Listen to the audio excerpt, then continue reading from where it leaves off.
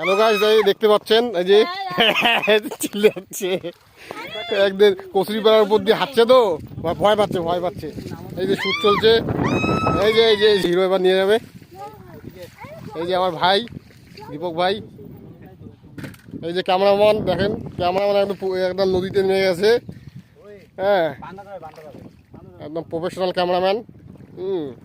কাজটাকে খুব ভালোবাসে তো। এই যে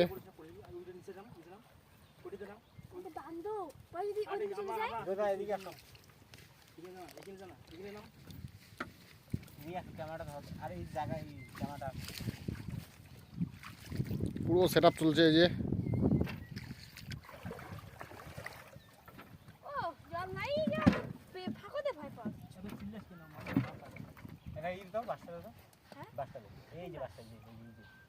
আরে